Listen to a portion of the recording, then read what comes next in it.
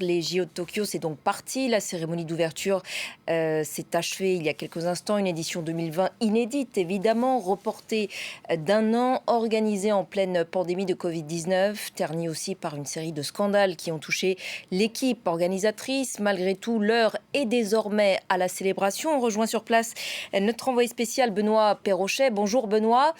La cérémonie traditionnelle d'ouverture vient de s'achever, traditionnelle à ce détail près qu'il n'y avait donc pas de spectateurs.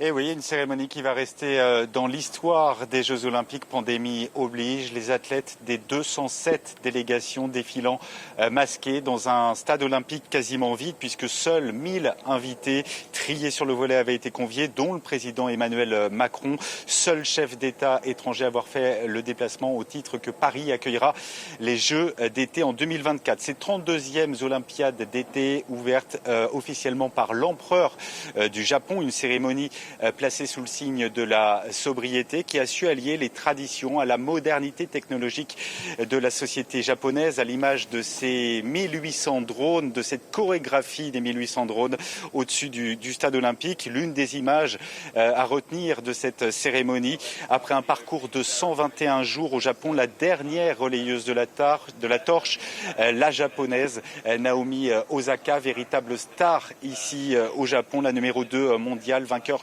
de 4 titres en Grand Chelem et qui visera l'or olympique dans le tournoi de tennis.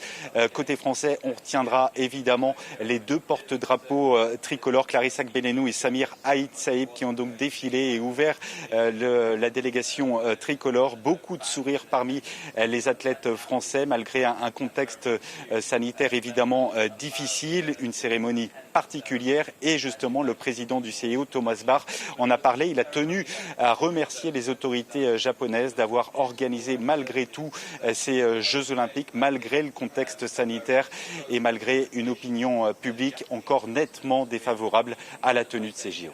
Vous parliez il y a un instant de la délégation française. Benoît, on l'a vu défiler tout à l'heure dans une ambiance bon enfant. Quelles sont les chances de médaille française à ces JO ?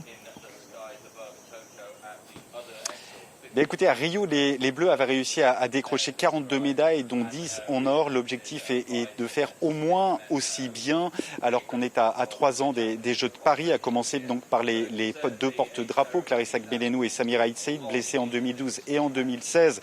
Le gymnaste français rêve de briller ici à Tokyo aux anneaux. Clarissa Agbenienou, elle visera l'or après avoir décroché l'argent dans les moins de 63 kilos à Rio. Teddy Riner peut-il décrocher une 3e médaille d'or olympique ici au Japon, terre du judo? Réponse dans une semaine. À suivre également Kevin Mayer en athlétisme, le recordman du monde du décathlon, qui partira favori pour monter sur la plus haute marche du podium olympique. En escrime, la France peut espérer une belle moisson de médailles. En VTT, de bonnes chances de titre également pour Pauline Fernand-Prévot. Et puis en sport collectif, le handball, le volley et le basket 3x3 viseront tous des places sur les podiums de ces JO.